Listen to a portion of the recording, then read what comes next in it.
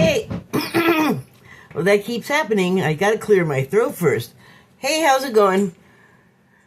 So, yesterday, I was putting away my cards that I had read, and, I was putting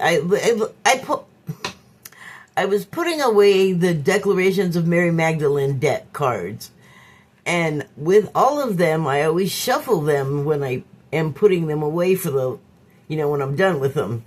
I always shuffle them before I put them away. So when I was shuffling, these came out kind of ballistically. So I thought, okay, I better do something with them. So you know what? I need more light. Even hold on. Okay, I thought I was gonna have to resort to the overhead, but I don't have to. So 3 came out, and here's what they said. And I just want to say that as soon as I saw what they were saying, it made me think of, I guess the disappointment of today, which is, what is the date? December. You tell me the date. I'm all locked out. Piece of crap. Just tell me what the date is. God, I swear. Come on, little phone. Here we go. It's December 20th. And, Friday. And so the Epstein files that everyone online has been saying for days, release the files, release the files, release the files. And I've been like, why do you care now? Because they've been redacted twice that I know of. They've had teams go in to do it more than twice, I guess, to these files. And every time they come out with something, I don't know, they just can't make up their mind. They being the government right now, I guess they can't make up their mind what they want to actually be saying, so they're just saying everything. I'm getting ahead of myself. So that is what these cards made me think of, is this push to get these files released. And let me just finish reading the cards here. So the first one is number 22. It's like the master builder number. For structures, but I think in this case it's an expansion on 11, which is it's like the twin flame number, but it's not about finding your love, unless we're talking about finding love inside of yourself. And the 2 11s are the masculine, or the 2 1s, are like the masculine and feminine facing each other and reflecting each other. And then I feel like and that is when the reflection becomes something that they can both,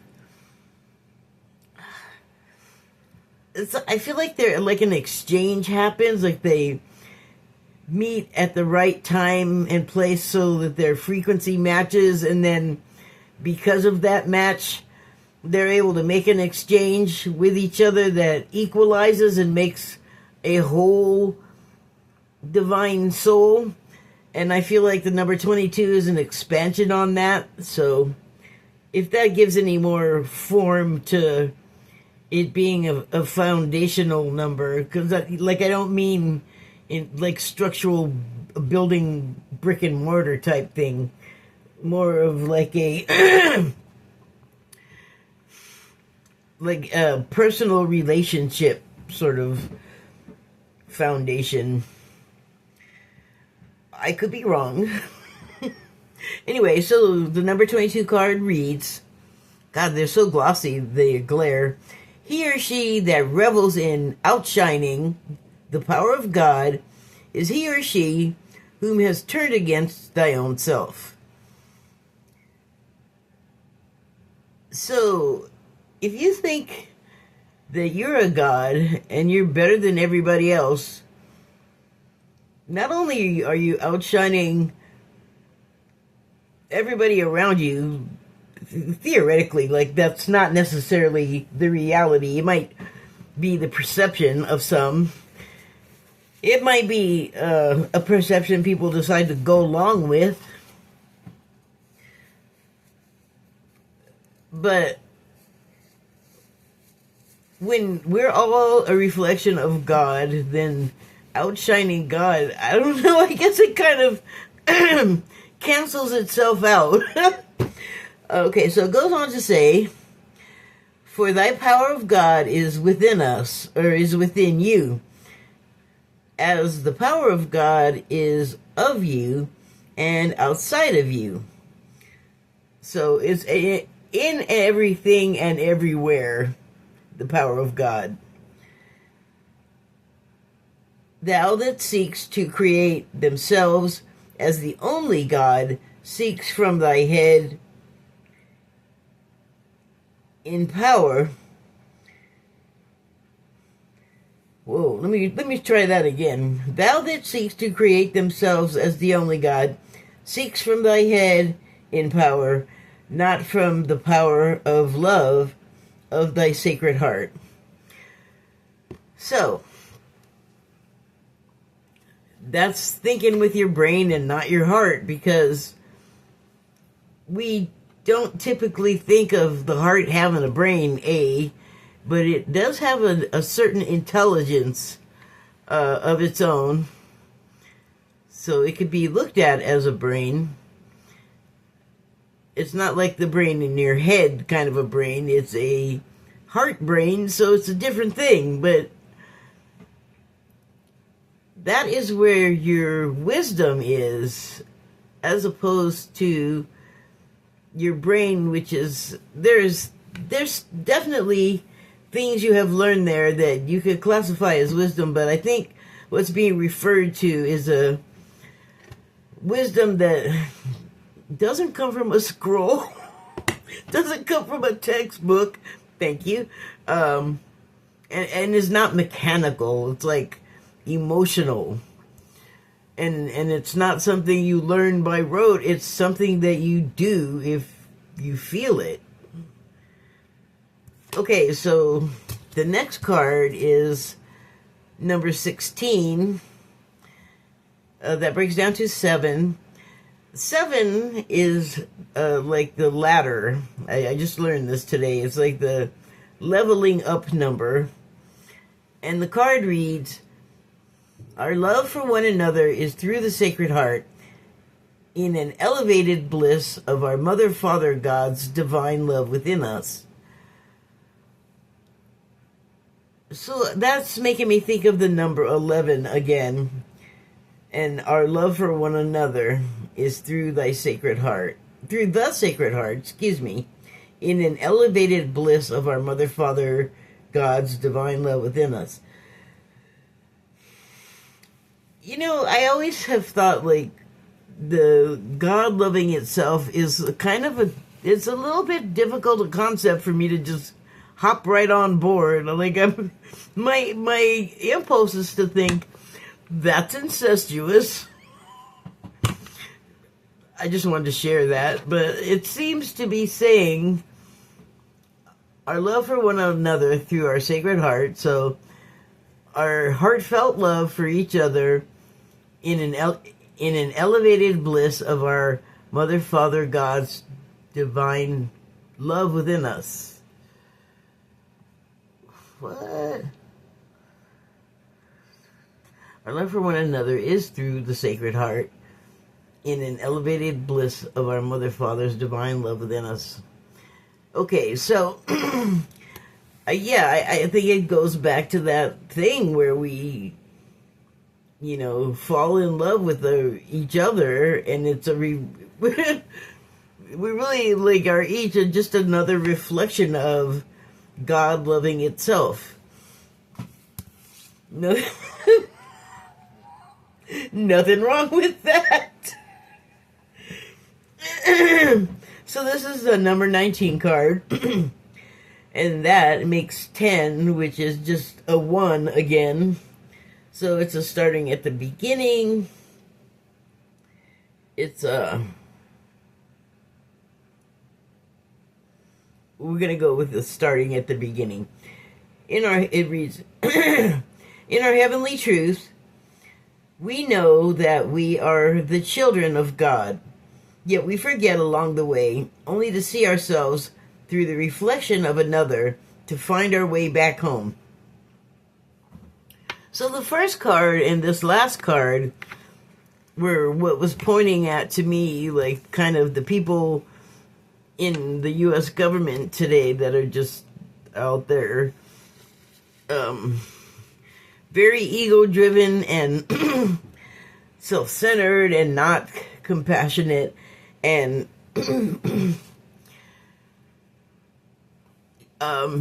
just like trying to make everybody know that they're not as good as these people. Like, they have nothing good or nice to say about people, and it's all comes across as as if it's coming from someone that just thinks they're better than you and everyone, when we all might be better at some things than others, but not overall. No one is like better than anyone else.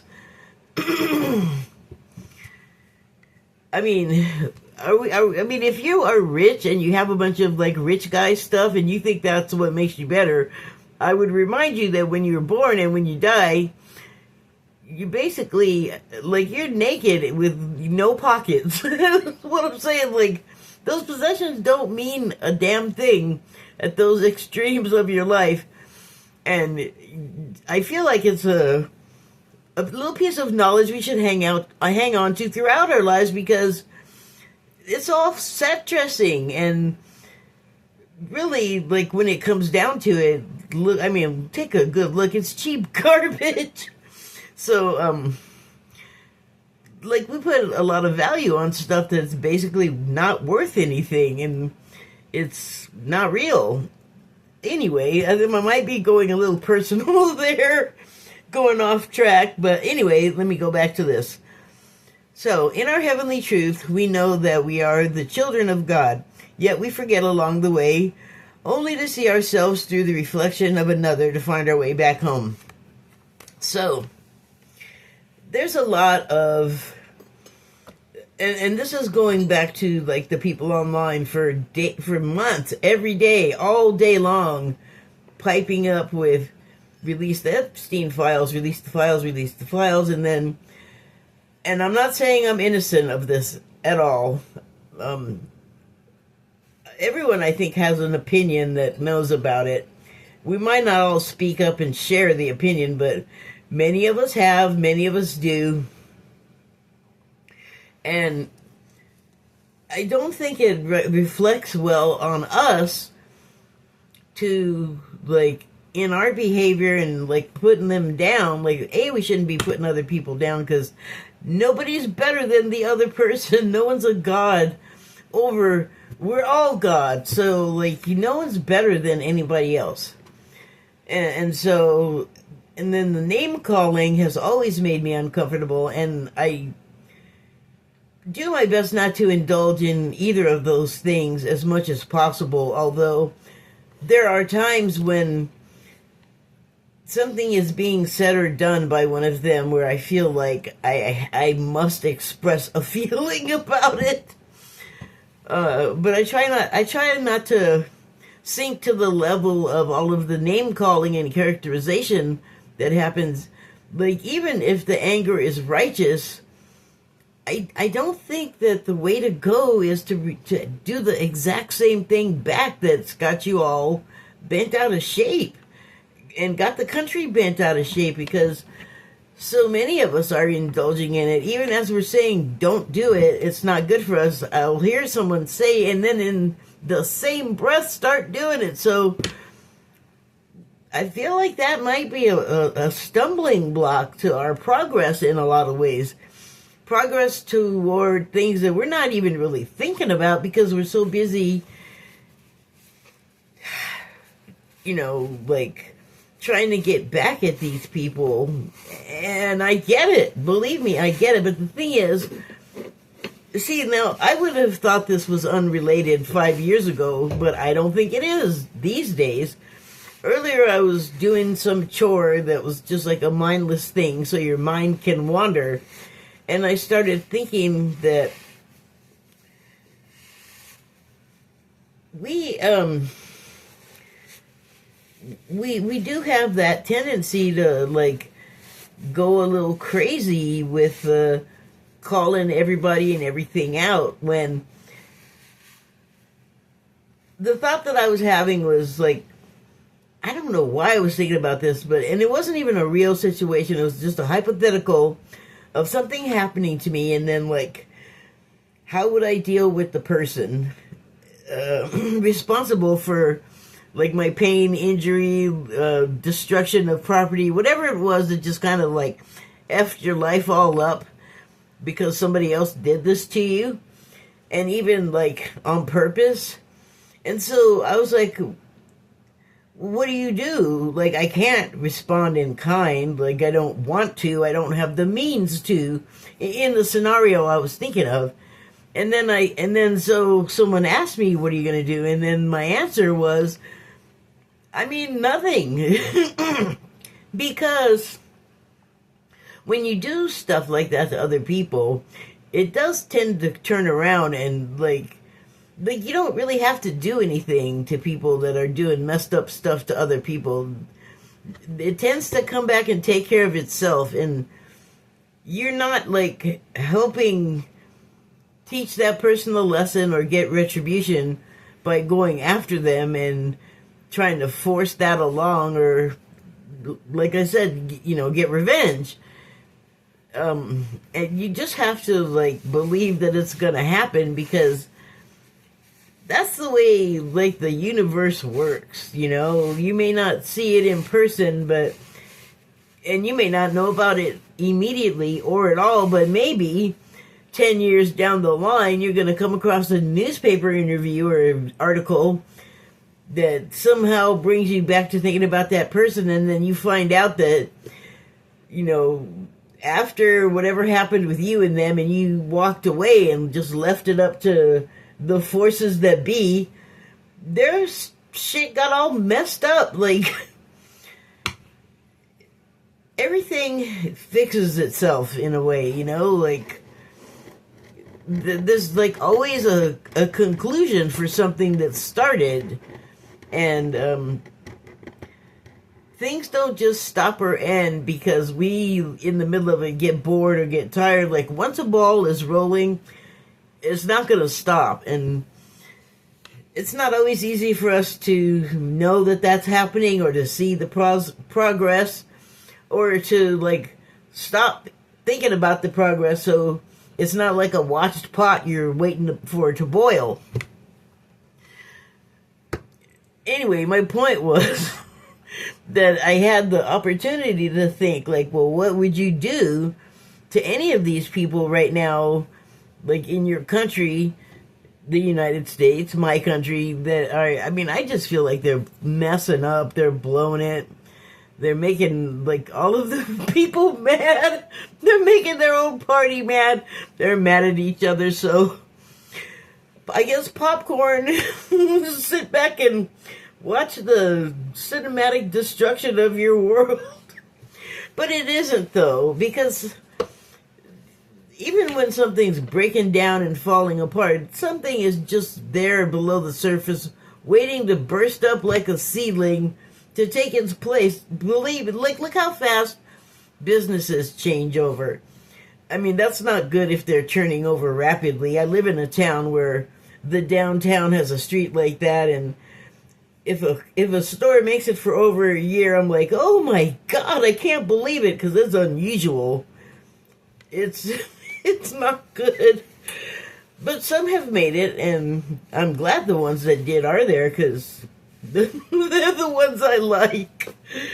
I don't know, now I'm off topic, but yeah, all three of these, especially the first and the last, just got me thinking about the people that are, like, running our country. And something I was seeing earlier was talking about how I talk about this fairly often because this is the source that I get the alternate information from, or it's not even alternate, it's just information we're not commonly getting because the source has been made out to look unreliable and crazy and weird over the years. But the way things are happening lately, so much stuff is coming out, like soon people are not going to have reason to doubt, and they are talking about it. Like they're talking about schedules advancing and people's ability to accept shocking information is developing. So I guess like all of the other Michigas is part of the whole unawakening and revelation situation of disclosure. So yeah. Oh, okay, so yeah, when the bad things are happening, always remember that something we don't see is probably also going on at the same time to replace it or make it better. And also, like, just because you can't see it doesn't mean it's not happening, like a seed growing underground before it sprouts. So, okay, I think that's it. Sorry. I'll get on with my eye scratching when I'm done. Thank you and good night.